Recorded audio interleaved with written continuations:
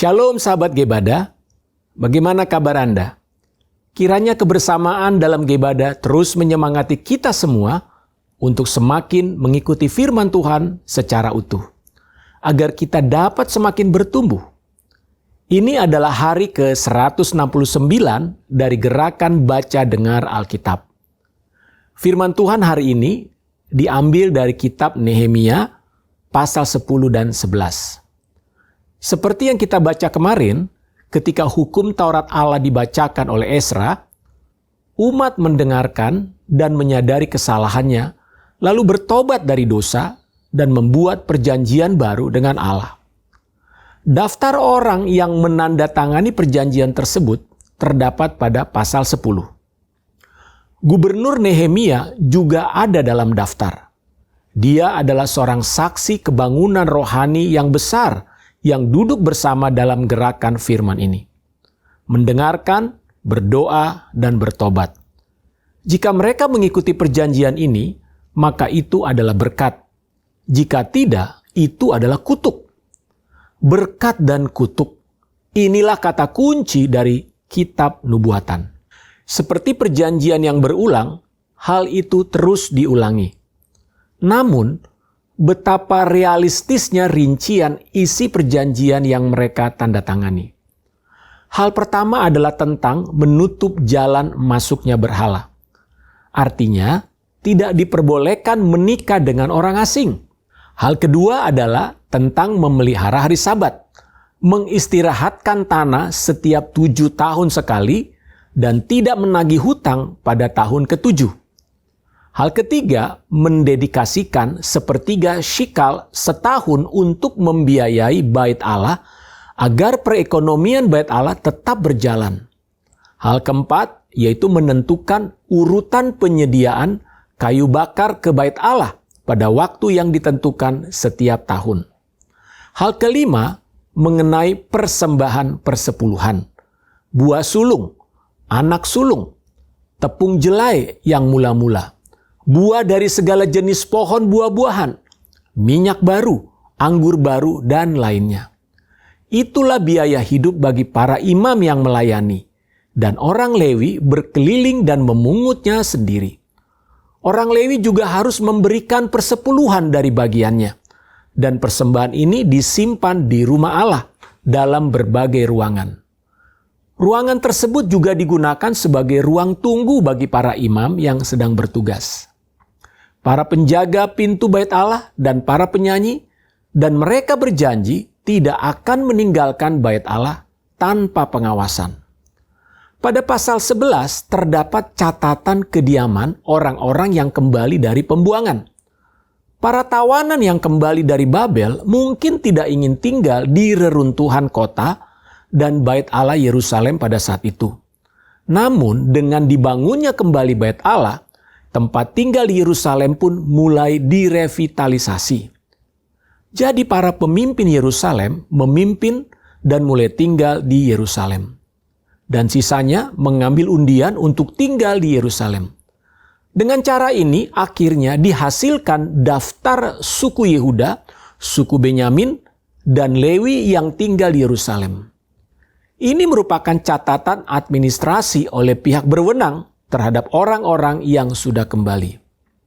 Anda dapat bayangkan seperti catatan alamat yang tertulis pada KTP. Menarik bukan? Pencatatan penduduk yang tinggal di pedesaan dan perkotaan juga terus dilakukan. Nah, mari kita membaca kitab Nehemia pasal 10 dan 11 bersama-sama.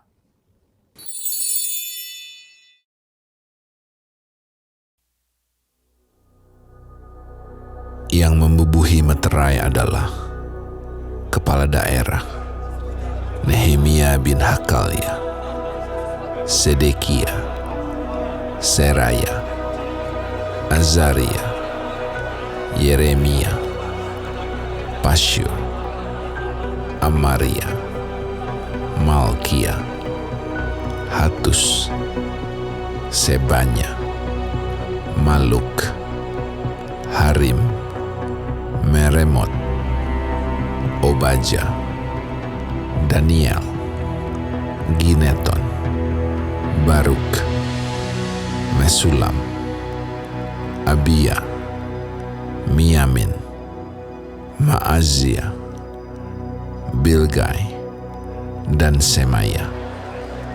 Itulah para imam. Sedang dari orang-orang Lewi, Yesua bin Asanya bin Nui, seorang dari antara anak-anak Henadad, Kadmiel,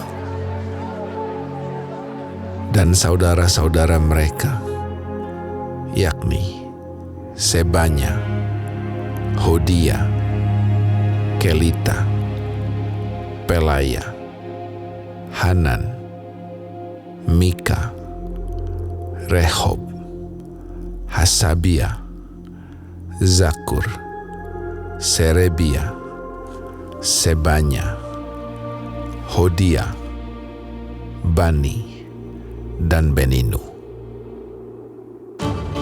Dan dari pemimpin-pemimpin bangsa, Paros, Pahat Moab, Elam, Zatu, Bani, Buni, Azgad, Bebai, Adonia, Bigwai, Adin, Ater, Hizkia, Azur, Hodia, Hasum, Bezai, Harif, Anatot, Nebai, Magpias, Mesulam, Hezir, Mesezabeel, Zadok, Yadua, Pelaca, Hanan, Anaya, Hosea, Hananya, Hasub,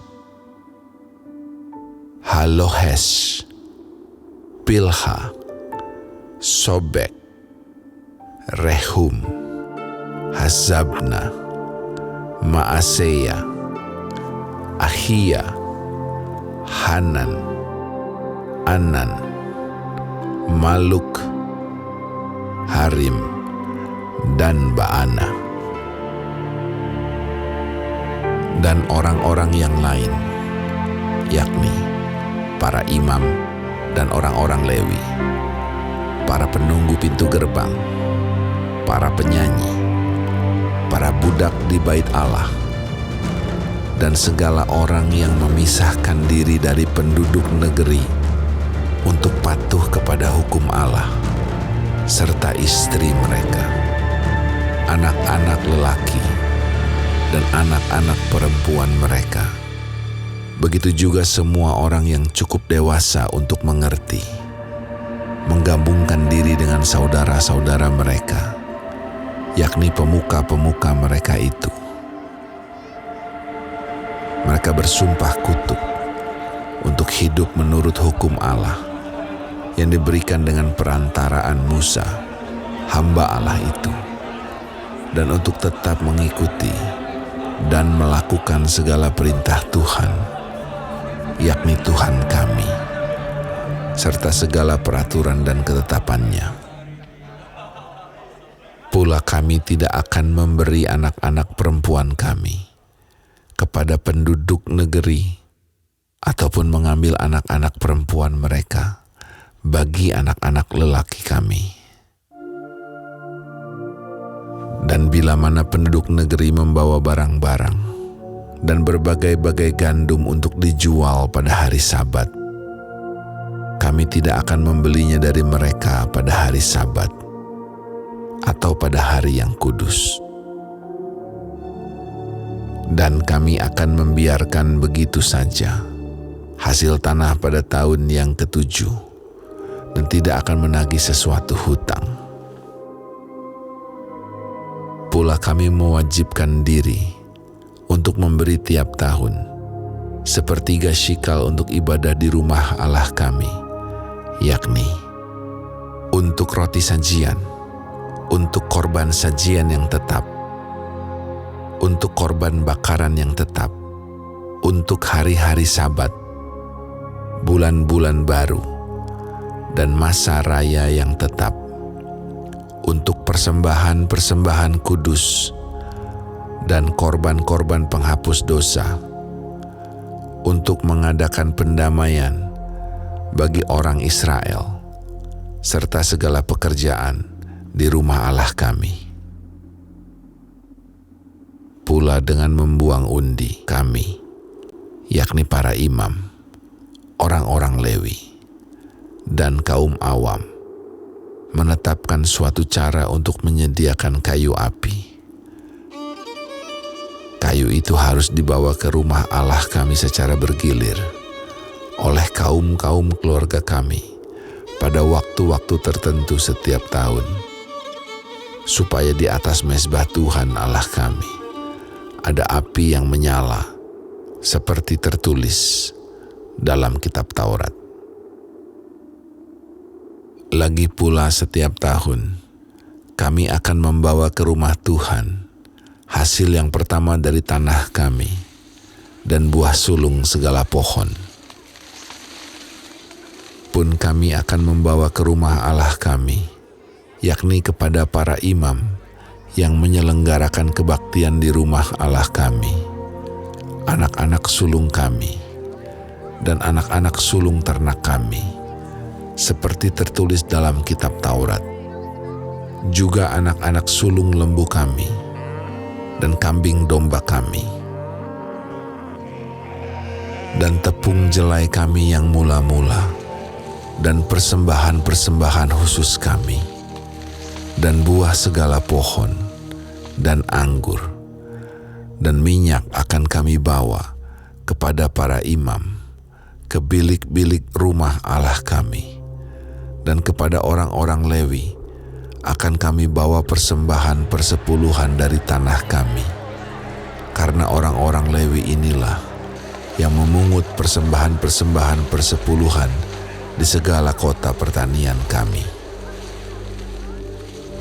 Seorang imam, anak Harun, akan menyertai orang-orang Lewi itu bila mereka memungut persembahan persepuluhan, dan orang-orang Lewi itu akan membawa persembahan persepuluhan daripada persembahan persepuluhan itu ke rumah Allah kami, ke bilik-bilik rumah perbendaharaan.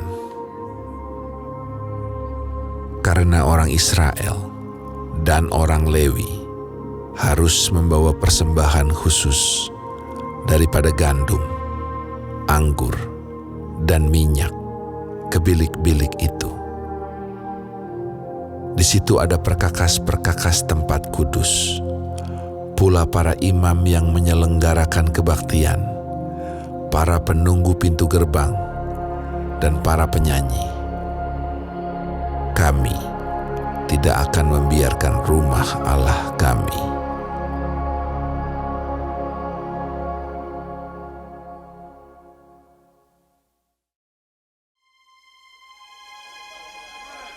Para pemimpin bangsa menetap di Yerusalem, sedang orang-orang lain membuang undi untuk menentukan 1 dari 10 orang yang harus menetap di Yerusalem, kota yang kudus itu, sedang yang 9 orang lagi tinggal di kota-kota yang lain.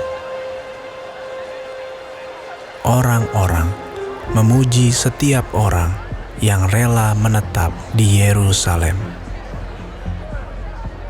Inilah kepala-kepala provinsi Yehuda yang menetap di Yerusalem, sedang di kota-kota di Yehuda setiap orang, yakni orang-orang Israel awam, para imam, orang-orang Lewi, para budak di bait Allah, dan keturunan para hamba Salomo tinggal di tanah miliknya, di kotanya sendiri.